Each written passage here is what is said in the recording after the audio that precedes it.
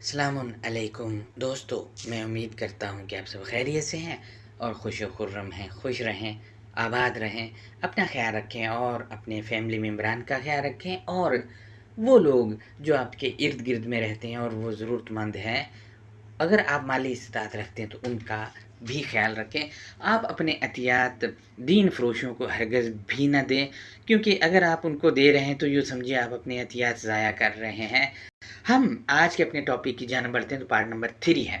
الکتاب میں جو اسم آئے ہیں ان کے معنوں کے اعتبار سے پچھلے 2 درس میں ہم آپ سے رسول اور نبیین کے جو نیم آئے ہیں الکتاب میں ان کے معنی آپ سے شیئر کر چکے ہیں، اور ان کے علاوہ وہ اسم بھی یا اقوام بھی جو الکتاب میں مینشن ہیں ان کے بھی ہم آپ سے جو اسم ہیں ان کے معنی آپ سے شیئر کر چکے ہیں۔ لہٰذا الکتاب میں وہ اسم جو منفی کریکٹر میں ہے وہ بھی ہم نے آپ سے شیئر کیے ہیں، ان میں وہ معروف اسم وہ آپ سے ہم کچھ آج بھی شیئر کریں گے۔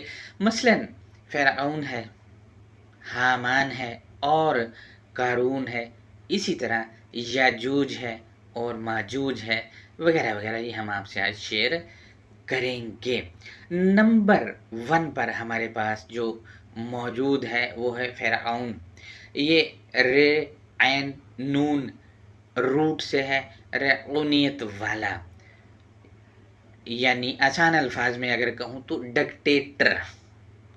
ڈکٹیٹرشپ، اس کو فرعونیت کہتے ہیں، اور یہ ایک صفت کے طور پہ موجود ہے الکتاب میں، کسی میں بھی یہ صفت پائی جا سکتی ہے۔ مثلاً اندر کسی نہ کسی کا فرعون کسی وقت بھی بھڑک سکتا ہے، لہٰذا یہ فرعون کی معنی ہے۔ نمبر 2 پر ہے حامان۔ اس کا روٹ جو ہے حامانہ ہے، اور اس کے معنی وہ ہے جس کو دیوتا سمجھا جائے۔ اس میں جو میں اگر آسان الفاظ میں کہوں تو مذہبی پیشوا اور پیر وغیرہ سب آتے ہیں جو ڈکٹیٹر یعنی فرعونیت ڈکٹیٹر یعنی فرعون کے ساتھ جڑے ہوتے ہیں، اور اس کی چاپلوسی یعنی اس کی تھالی کے بینگن ہوتے ہیں، اور اس کا حکم مانتے ہیں اور اس پر عمل کرتے ہیں۔ مثلاً آپ ہمارے ارد گرد میں دیکھ لیں، بہت سے ایسے جو مذہبی پیشوا آپ کو مل جائیں گے جو چاپلوسی کر رہے ہیں ان کی جنہوں نے ان کو پالا ہے، اور وہ تو آپ دیکھ لیں کہ کون ہے۔ لہٰذا اور یہ لوگ جو ہے چاپلوسی کرنے والے ہیں اور مذہبی پیشوا ہیں، آپ کو نظر آ جائیں گے، آپ ذرا نظر دوڑائیں گے تو۔ نمبر 3 پر ہے قارون۔ یہ کاف رے نون روٹ سے ہے، رہائشی علاقے کا مالدار آدمی جو سمجھتا ہے ہر چیز مال سے خرید سکتا ہے۔ اس کے دوسرے معنی ہے مال ذخیرہ کرنے والا جو قحط پیدا کرتا ہے اور اپنے مال کو ڈکٹیٹر کے آگے پیش کرتا ہے اور فائد سمیٹتا ہے، اس کو کہا جائے گا قارون۔ یہ آپ دیکھیں کہ تینوں ہی صفات ہیں، اور یہ تینوں صفت کے آدمی جو ہے ہمارے معاشرے میں آج بھی پائے جاتے ہیں۔ آپ ذرا غور کریں تو آپ کو معاشرے میں یہ تینوں کریکٹر جو ہے وہ نظر آ جائیں گے۔ ہمارے ہاں یہ کہا جاتا ہے کہ یہ تینوں کریکٹر جو وہ پہل بہت پرانے، یہ مصر میں واقع، تو بھائی مصر میں کچھ بھی نہیں تھا، یہ سارے آپ کو جو قصے سنائے جاتے ہیں تاریخی ہے، اس کا الکتاب میں یہ جو آئے ہیں الفاظ ان سے تعلق ہی نہیں ہے۔ لہٰذا یہ دونوں جو ہیں قارون اور حامان جو ہیں یہ فرعونیت کو تقویت دینے والے ہیں، یہ مطلب اسی کے ساتھ ملے ہوئے ہیں، تکونا جس کو ہم کہتے ہیں۔ نمبر 4 پر ہم دیکھتے ہیں تو یاجوج اور ماجوج ہیں۔ ان کو ہم دیکھتے ہیں تو اس میں یہ دونوں اسم جو ہیں یہ عجمی ہیں، دونوں اسم عجمی ہے، یعنی عربک زبان سے ان کا تعلق نہیں ہے۔ نمبر 4 کا پوائنٹ نمبر 1 ہم دیکھتے ہیں تو یاجوجا، اس کا روٹ جو ہے حمزہ جیم ہے، اور معنی ہے بھڑکانے والا گروہ یا وہ گروہ جو لڑائی کرانے کے لیے الٹی سیدھی تقریریں یا باتیں کر کے لوگوں کو اشتعال دلاتا ہے، وہ یاجوج کیٹیگری میں شامل ہیں۔ اگر میں عام اور سادہ زبان میں آپ سے شیئر کروں، تیلی لگانے والا या इश्तिआल दिलाने वाला जो है वो यजूज कैटेगरी में शामिल है। ये एक ग्रोह की बात हो रही है जिसमें हर किस्म का मज़क्कर फ़र्द भी हो सकते, मुअन्नस भी, यानी अफराद पर मबनी है। ये आज भी पाए जाते हैं। आप देख लें हमारे इर्द गिर्द नौजवानों को इश्तिआल दिला के फंसवा दिया गया और बाद में कहा गया मेरा ताल्लुक ही नहीं है, मेरी जमात की वो है ही नहीं। इसी तरह आप देखते हैं नौजवानों को इश्तिआल दिला के जो है हुकूमती जो हमारा मरकज़ है उस पर चढ़ाई करा दी गई और लोगों की इमलाक जलाई गई। ये कौन कर रहे थे? ये आपको नज़र आ जाएंगे। नंबर 2 पर है माजूजा। इसका रूट जो है मीम जीम जीम है, मुश्तिल होकर फसाद करने वाला ग्रोह।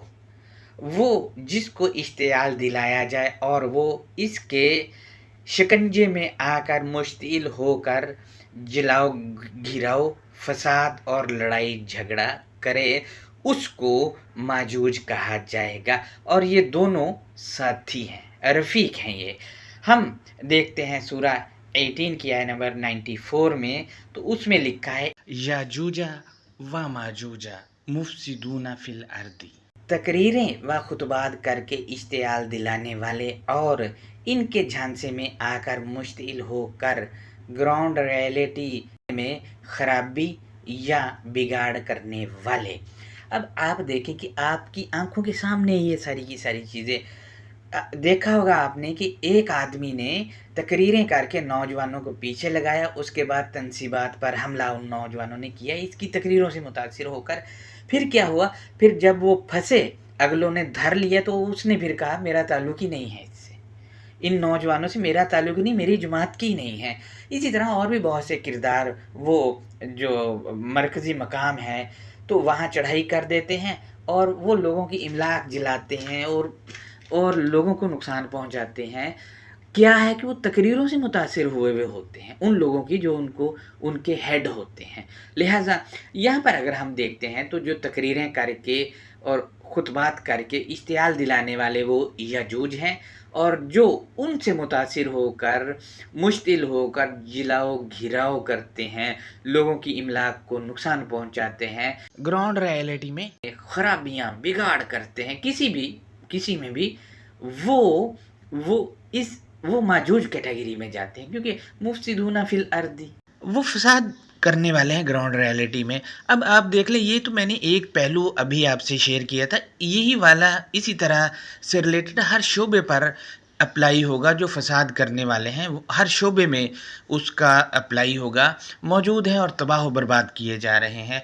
आपसे मैं ये भी शेयर करता चलूँ कि इनके मुतल्लिक हमारे यहाँ बड़ी खट्टी मीठी कहानियाँ सुनाई जाती हैं कि जी वो रोज़ाना एक दीवार चाटते हैं और इंशाल्लाह नहीं कहते। जिस दिन उन्होंने यजूज माजूज ने इंशाल्लाह कह दिया उस दिन दीवार वो चाट लेंगे और दीवार गिर जाएगी।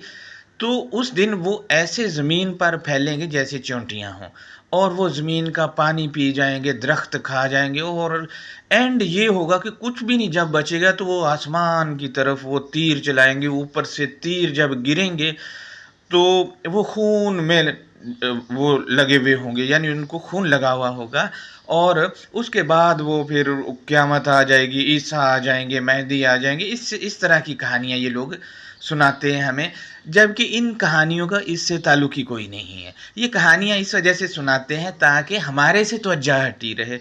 लिहाजा यजूज और माजूज की ये कहानियाँ ऐसी ये हमें घर से भी सुनाई जाती रही हैं।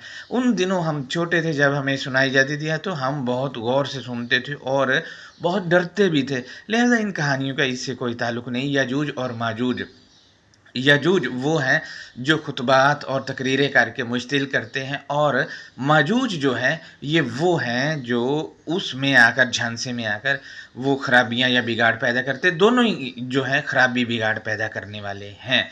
ये अल किताब में मौजूद यजूज और माजूज हैं जिनके मुतल्लिक मालूमात मैंने आपसे शेयर की हैं। हम मज़ीद आगे बढ़ते हैं तो नंबर 5 में हमारे पास है बिबाबिला और हारूत और मारूत। इनको हम देखते हैं तो नंबर 5 का पॉइंट नंबर 1 है बाबिला।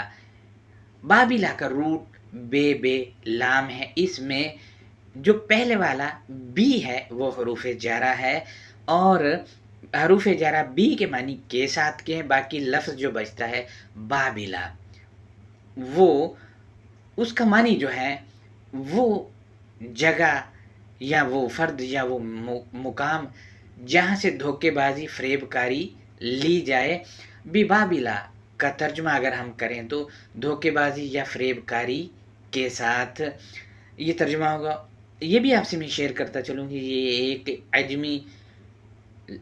عجمی یہ والے کلمات ہیں اور یہ عبرانی سے ہیں، لہٰذا ہم دیکھتے ہیں نمبر 2 پوائنٹ نمبر 5 کا، تو اس میں ہاروت ہے، اس کا روٹ جو ہے رے تے ہے، اور یہ عبرانی اسم ہے، اس کے معنی ہے دھوکہ بازی کی تعلیم کو گھڑ کر دینے والا، پھیلانے والا۔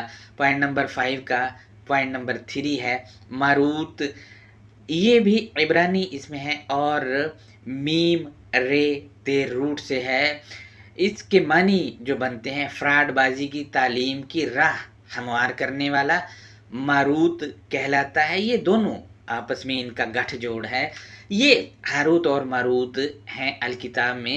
میں آپ سے یہ شیئر کرتا چلوں کہ ہاروت اور ماروت والی آیت اور اس سے پچھلی آیت میں اگر ہم دیکھتے تو مروجہ ترجمہ میں لکھا ہے کہ وہ لوگ جو الکتاب کو اپنی پیٹھوں کے پیچھے پھیر لیتے ہیں، تو پھر اگلی آیت میں آ کے کہا کہ وہ تلاوت کر رہے ہوتے ہیں اور وہ جو ہے وہ اس کی تعلیم دے رہے ہوتے ہیں السحر کی۔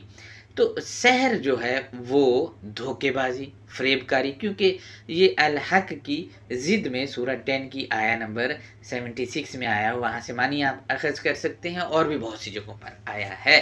ہم مزید آگے بڑھتے ہیں تو سورہ 2 کی آیا نمبر 102 میں یہ آیا ہے ایک جملہ، وہ میں آپ سے شیئر کر لیتا ہوں۔